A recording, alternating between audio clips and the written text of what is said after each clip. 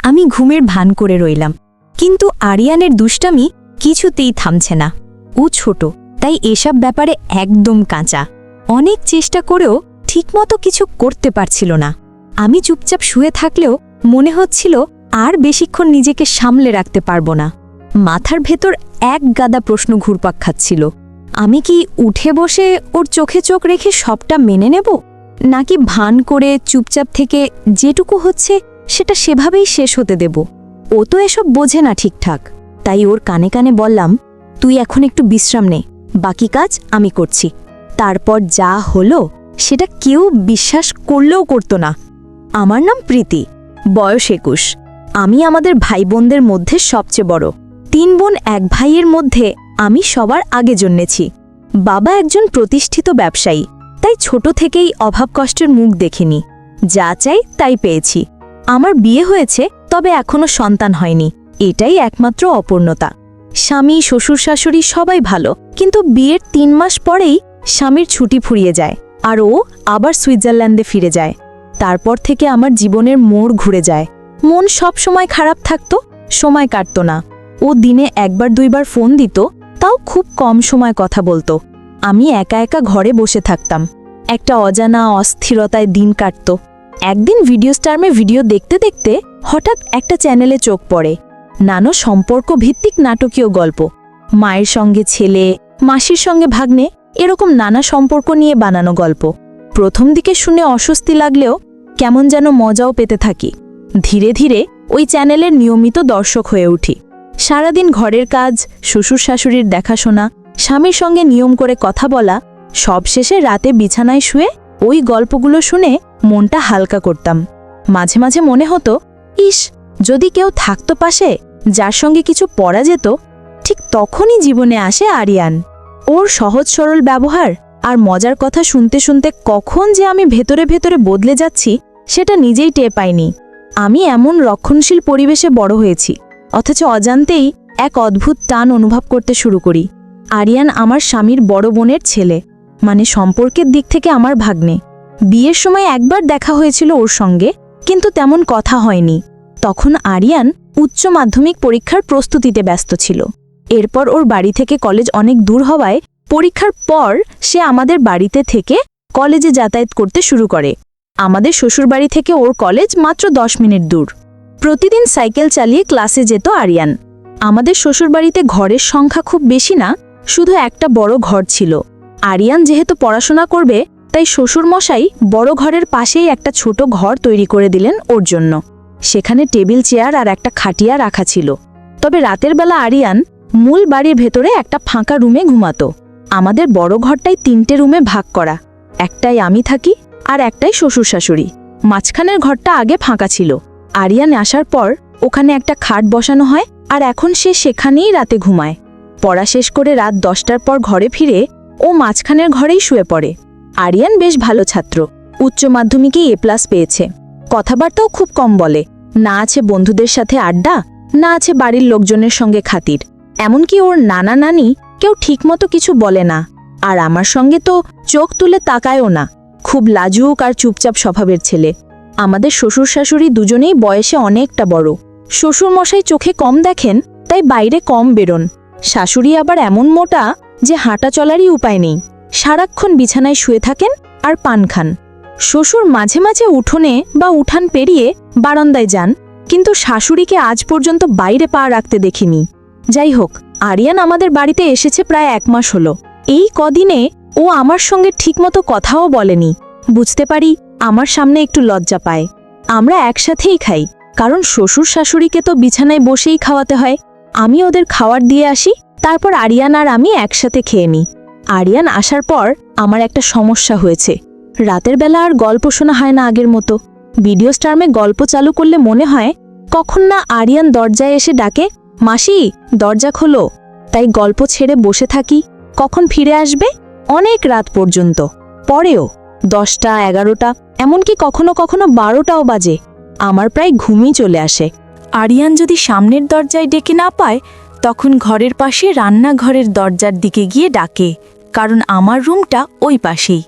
আমি তখন চট করে উঠে গিয়ে দরজা খুলে দিই। একদিন এমনই ঘটল। সেদিন রাত প্রায় 12:30 বাজে। আমি ঘুমে ঢুলে পড়েছি। আরিয়ান দরজায় 10-15 মিনিট ডেকে কোনো সাড়া না পেয়ে রান্নাঘর থেকে একটা মাছ ধরার ছিপ এনে জানালার ফাঁক দিয়ে হালকা গুঁতা মারল। ঘুম ভেঙে লাফ দিয়ে উঠলাম, গিয়ে দরজা খুললাম। আমি বললাম, তুই খা, আমি বাসন ধুয়ে নি। ও বলল, মাসি, আমি আজ খাবো না, আপনি ঘুমান। আমি অবাক হয়ে বললাম, কেন খাবি না? কেউ কি না খেয়ে ঘুমায়? আরিয়ান হেসে বলল, আপনার চোখে ঘুম, রোজ আপনাকে বিরক্ত করি। আজ অনেক রাত হয়ে গেছে, আপনি শুয়ে পড়ুন, আমি সকালে উঠে খেয়ে নেব।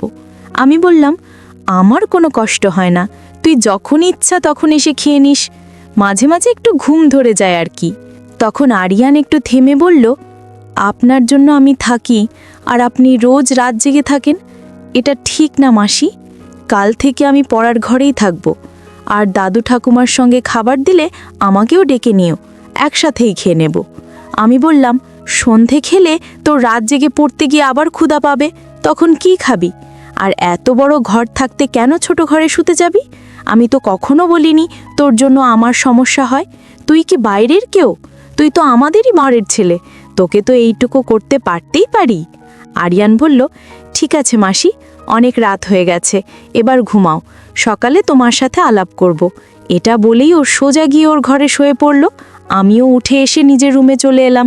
তবে যাই হোক, আজ প্রথম আরিয়ান এতটা কথা বলল আমার সাথে, অথচ একবারের জন্য চোখ তুলে তাকায়নি। এখন সকাল 8টা বাজে, আরিয়ান এখনও ঘুমায়। কাল অনেক রাতে ঘুমিয়েছে তো, তাই একটু বেশি ঘুমাচ্ছে। যদিও সাধারণত 6টায় উঠে উঠোনে একটু হাঁটে, তবে ওকে সকালে কখনো পড়তে বসতে দেখিনি। যাই হোক, আজ তো ওর 10টার ক্লাস। ডাক দিলাম, আরিয়ান, আরিয়ান, 8টা বাজে, কলেজ যাবে না? আরিয়ান তখন ঘুম জড়ানো গলায় বলল, কত বাজে? আমি বললাম, 8টা বাজে। এই কথা শুনেও এক লাফে উঠে বসে পড়ল। তাড়াতাড়ি গোসল সেরে নাস্তা খেয়ে কলেজের দিকে রওনা দিল। একটু তাড়াহুড়ো হলেও 10টার আগে পৌঁছে যাবে হয়তো। দুপুরেও বাসায় ফিরে এলো, তবে কখনো কখনো 12টার দিকেও আসে। বিশেষ ক্লাস কম থাকলে পড়ার ঘরে বই খাতা রেখে মুখ হাত ধুতে গেল। আমি ইতিমধ্যে দুপুরের খাবার সাজিয়ে রেখেছি। ও ঘরে ফিরে এলো, তারপর আমরা একসাথেই খেলাম। খাওয়ার সময় খুব একটা কথা হয়নি। আমি শুধু জিজ্ঞেস করলাম, কলেজে ঠিকমতো ক্লাস হয় তো? সে বাচ্চাদের মতো মাথা নেড়ে শুধু হ্যাঁ বলল, আর কিছু না। খাওয়ার পর ও নিজের ঘরে চলে গেল। সাধারণত দিনে ওই মাঝখানের ঘরেই ঘুমায়। সন্ধে হয়ে এলো, কিন্তু আরিয়ান উঠছে না। আমি পড়ার ঘরে গিয়ে ডাক দিলাম। ডাক শুনে আরিয়ান ঘুম থেকে উঠে বসল। চোখ কোচলাতে কোচলাতে বলল, কি হয়েছে, ডাকছো কেন মাসি? আমি বললাম, না কিছু না, সন্ধে হয়ে গেছে, তুমি এখনো ঘুমাচ্ছ, পড়তে বসবে না? আরিয়ান বলল, সন্ধে নাকি, দেখি কত বাজে, বলে ওর টেবিলে রাখা হাত ঘড়ির দিকে তাকালো, তারপর উঠে গিয়ে মুখ হাত ধুতে গেল। আমি তখন ওর পড়ার ঘরে চুপচাপ বসে আছি।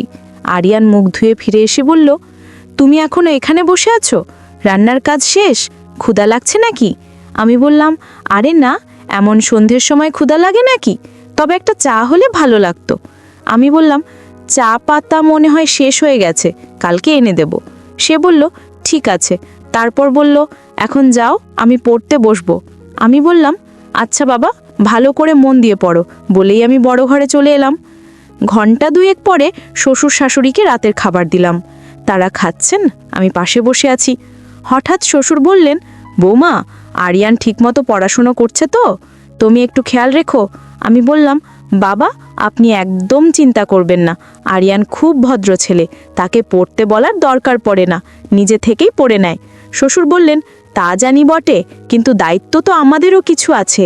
আমি হেসে বললাম, চিন্তা করবেন না বাবা, আমি ওর পাশে থাকি সব সময়। আর হ্যাঁ, কাল সকালে চা পাতা আনবেন তো? আজ সন্ধে আরিয়ান চা খেতে চাইছিল।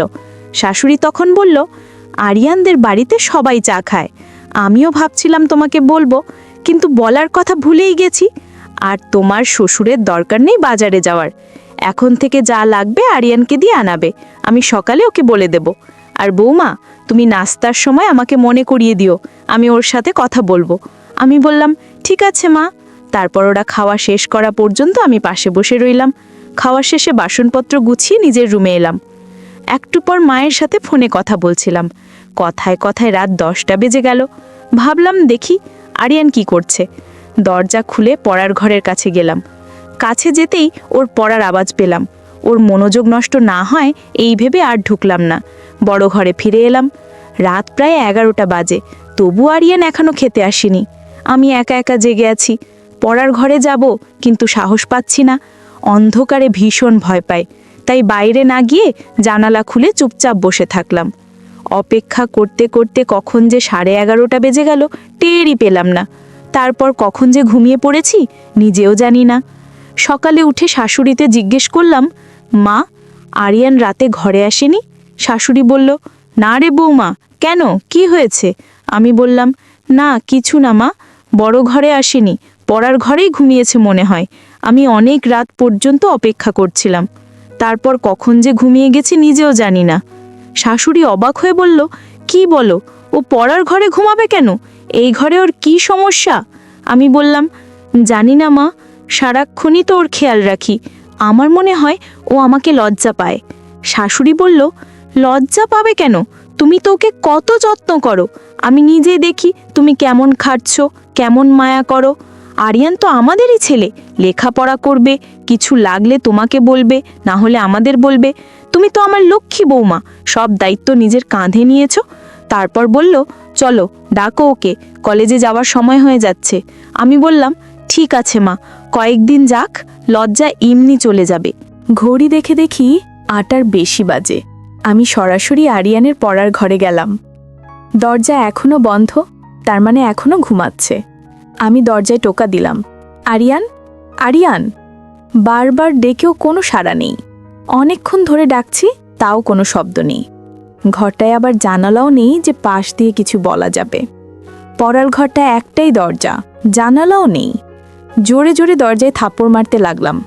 প্রায় 15-20 মিনিট ডাকালাকির পর আরিয়ান দরজা খুলল, কিন্তু কিছু না বলেই আবার বিছানায় শুয়ে পড়ল।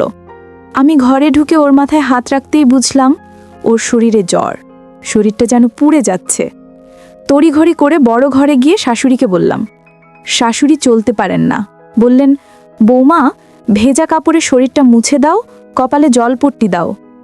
আমি তৎক্ষণাৎ পানি এনে ওর শরীর মুছে দিলাম, কপালে জলপট্টি দিলাম। প্রায় 1 ঘন্টা পাশে বসে থাকলাম। ধীরে ধীরে আরিয়ান চোখ খুলল। ওকে ধরে বসালাম। আরিয়ান বলল, রাতে জ্বরের সময় তোমাকে ডাকতে গিয়েছিলাম, কিন্তু তুমি ঘুমিয়ে গেছো দেখে আর ডাকিনি। আমি বললাম, এটা কোন কথা হলো? তুমি অসুস্থ, আমাকে জোরে ডাকতে, জানালায় ধাক্কা দিতে, দরজায় লাথি মারতে, একা একা কষ্ট পেয়ে থেকেছো কেন? ও কিছুক্ষণ চুপ করে রইল, তারপর উঠে হাত মুখ ধুয়ে বড় ঘরে গেল। আমি ওর জন্য নাস্তা নিয়ে এলাম। নাস্তা করতে করতে জ্বর কিছুটা কমল। শরীর ঠিক ছিল না, তাই ও আজ কলেজে গেল না, বাড়িতেই হাঁটাহাঁটি করছিল। আমি রান্না করছিলাম, হঠাৎ দেখি আরিয়ান পেছনে দাঁড়িয়ে। আমি বললাম, কি ব্যাপার, রান্না শিখবে নাকি? আরিয়ান বসে বলল, না, ভাবছিলাম তুমি একা একা কত কাজ করো, সবাইকে কত খেয়াল রাখো। সত্যি তুমি খুব ভালো। জানো কেন যে তোমার সাথে এতদিন কথা বলিনি? আসলে তোমাকে লজ্জা পেতাম, মেয়েদের সামনে সহজ হতে পারি না। আমি বললাম, মেয়েরা কি বাঘ ভাল্লুক যে দূরে থাকবে? আরিয়ান হেসে বলল, তুমিও দেখি কলেজের মেয়েদের মতো কথা বলো। আমি বললাম, তোমার কলেজে কি কোনো মেয়ে বন্ধু আছে? সে বলল, একটা মেয়ে গায়ে পড়ে কথা বলে, খুব বিরক্তিকর, নামও জানি না আর জানতেও চাই না, গায়ে পড়ে কথা বললে আমার রাগ হয়। আমি হেসে বললাম, তাহলে তো আমাকেও পছন্দ করো না, আমিও তো তোমার সাথে গায়ে পড়ে কথা বলি। আরিয়ান একদমই বলল, তুমি আমার আপন মানুষ, তুমি চাইলে যত খুশি কথা বলতে পারো, বরং তোমার সঙ্গে কথা না বলে আমি ভুল করেছি। আরিয়ান বলল, তোমার জায়গায় অন্য কেউ হলে এতটা খেয়াল রাখতো না, তুমি সত্যিই খুব ভালো। আমি হেসে বললাম, হয়েছে, এবার হাওয়া দিতে হবে না, এবার যাও, মাকে ফোন দাও। ও বলল, আমি বলিনি, কিন্তু নানি জানে। আমি বললাম, এই নানিকে নিয়ে আর পারি না, সব কিছুতেই বাড়াবাড়ি করে। আরিয়ান রুমে চলে গেল। আমি রান্না শেষে গোসল সেরে শ্বশুর শাশুড়িকে খাওয়ালাম। তারপর আরিয়ানের সাথে খেয়ে দেখি সে আবার পড়ার ঘরে গেছে। আমি গিয়ে বললাম, এই, ঘরে ঘুমিও না, বড় ঘরে এসো, আবার অসুস্থ হলে কি হবে? আরিয়ান আমার কথা শুনে বড় ঘরে এলো। আমি বললাম, তুমি চাইলে আমার রুমে ঘুমাও, আমি ঘুমাই না দুপুরে। সে আমার রুমে গিয়ে শুয়ে পড়ল। এদিকে শাশুড়ি পান খেতে গিয়ে চুনের কৌটা খুঁজে পাচ্ছিলেন না। কৌটা দিতে গিয়ে বললেন, আরিয়ান কোথায়? আমি বললাম, আমার রুমে ঘুমাচ্ছে। ও পড়ার ঘরে শুয়েছিল, কিন্তু শরীর খারাপ হতে পারে ভেবে আমি নিয়ে এসেছি। শাশুড়ি বললেন, ভালো করেছো, মাঝের ঘরটা ভালো না, আরিয়ানকে বলো পড়া শেষ করে এখন থেকে তোমার সাথে ঘুমাক, তুমি তো তার যত্ন করছো, সে শুনবে। আমি বললাম আজ অনেক কথা বলেছে, এতদিন তো লজ্জায় কিছু বলতো না। শাশুড়ি হেসে বললেন, আমি বলেছিলাম কিছুদিন গেলে ঠিক হয়ে যাবে, তুমি যে খেয়াল রাখো, ওর মা হলেও এতটা করতো না। আমি বললাম কি যে বলেন মা, আরিয়ান তো আমাদের ছেলের মতো, তার মামাও ওকে খুব ভালোবাসে, প্রতিদিন ফোনে খোঁজ নেয়। শাশুড়ি চোখে জল এনে বললেন, তোর মতো বউ পাওয়া ভাগ্যের ব্যাপার। আমি হেসে চলে এলাম রুমে, দেখি আরিয়ান ঘুমায়নি, মোবাইলে গেমস খেলছে। আমি বললাম গেমস বন্ধ করো, রাতে ঘুম করনি, এখন ঘুমাও। আরিয়ান বলল, তুমি ঘুমাবে না? আমি বললাম না, ঘুমাইলেও তোমার পেছনেই শুয়ে পড়ব। আরিয়ান বলল, আমি তো কারো সাথে ঘুমাই না, হাত পা নড়ে। আমি হেসে বললাম, হাত পা গেল তো এই ঘরের বাইরে যাবে না। আরিয়ান হেসে বলল, তুমি খুব মজার মানুষ, মনটা অনেক ভালো। আমি বললাম, এই ভালো ভালো বলা লাগবে না। সন্ধ্যার দিকে আমি আরিয়ানকে ঘুমাতে বললাম, সে বলল, তুমি অনেক কাজ করো, একটু বিশ্রাম নাও, আমি তোমার মোবাইলে গেমস খেলি। আমি ঘুমিয়ে পড়লাম। জেগে দেখি আরিয়ান ঘরে নেই, উঠানে হাঁটছে। আমি রান্নাঘরে গিয়ে ওর জন্য নুডলস বানালাম, খেয়ে খুব খুশি হলো, তারপর পড়তে বসলো। কিছুক্ষণ পর আমি গিয়ে বললাম, আজ আর পড়তে হবে না, শরীর ঠিক হলে কাল থেকে পড়া শুরু করো। ও আমার সঙ্গে ঘরে এলো। রাতে খাওয়ার পর শাশুড়ি আরিয়ানকে বলল, ছোট ঘরটা শুধু পড়ার জন্য, ঘুমানোর হলে মাঝের রুমে অথবা মাসির সঙ্গে ঘুমাও। আরিয়ান বলল, আচ্ছা নানি। রাতে হঠাৎ করে আরিয়ানের জ্বর বেড়ে গেল, আমাকে ডেকে বলল, মাসি শরীরটা কাঁপছে। আমি ভেজা কাপড়ে ওর শরীর মুছে দিলাম, ওষুধ খাইয়ে কম্বলে মুড়িয়ে দিলাম, পাশে শুয়ে মাথায় হাত বুলিয়ে দিলাম। ধীরে ধীরে ও শান্ত হলো, একটু ঘুমিয়ে পড়ল। আমি ঘুমের ভান করে রইলাম, কিন্তু আরিয়ানের দুষ্টামি শুরু করলো। ও তো ছোট, এইসব বাপরে একদম কাঁচা, অনেক চেষ্টা করেও ঠিকমতো কিছু করতে পারছিল না। আমি চুপচাপ শুয়ে থাকলেও মনে হচ্ছিল আর বেশিক্ষণ নিজেকে সামলে রাখতে পারবো না। মাথার ভেতর একগাদা প্রশ্ন ঘুরপাক খাচ্ছিল। আমি কি উঠে বসে ওর চোখে চোখ রেখে সবটা মেনে নেব, নাকি ভান করে চুপচাপ থেকে যেটুকু হচ্ছে সেটা সেভাবেই শেষ হতে দেব? কিছুক্ষণের মধ্যে এমনভাবে সাড়া দিল, আমি আর থাকতেই পারলাম না। তখন আরিয়ানকে হালকা করে সরিয়ে দিতে হলো। ও তো এসে বোঝে না ঠিকঠাক, তাই ওর কানে কানে বললাম, তুই একটু বিশ্রাম নে, আমার হয়ে গেছে। তারপর আমিও কখন যেন ঘুমিয়ে পড়লাম। সকালে জ্বর কিছুটা কমেছে, আমি নাস্তা তৈরি করলাম। ও খেয়ে আবার পড়তে বসলো। মাঝে মধ্যে রান্নাঘরে এসে দুষ্টুমি করতে চাইতো। আমি বললাম, প্রয়োজনের বেশি কোনো কিছু ভালো না, দিনের বেলা কখনো কল্পনাও করো না। যদি কখনো কারো চোখে পড়ে বা কোনো প্রকার সন্দেহ হয়, তাহলে তোমার আমার দুজনের জীবনই নষ্ট হয়ে যাবে। আমি যা বলি তা অক্ষরে অক্ষরে পালন করবা, তা না হলে জীবন নষ্ট হয়ে যাবে, সমাজে মুখ দেখাতে পারবে না, বুঝতে পারছো? তারপর সে মাথা নেড়ে হ্যাঁ বলল। তারপর থেকে আরিয়ান আর কোনোদিন দিনের বেলা করার জন্য বায়না ধরেনি, আর আমার কথার বাহিরেও যায়নি। আর আমি তখন থেকে নিয়মিত ওষুধ খেতে থাকলাম। আরিয়ান আমার পরিবারের একজন, তার যত্ন নেওয়া আমার কর্তব্য। আমাদের সম্পর্ক সম্মান ও ভালোবাসা ভিত্তিক, যার মধ্যে কোনো অসঙ্গতি নেই। বন্ধুরা, প্রতিদিন এরকম গল্প পেতে চ্যানেলটি লাইক ও সাবস্ক্রাইব করে আমাদের সাথেই থাকুন।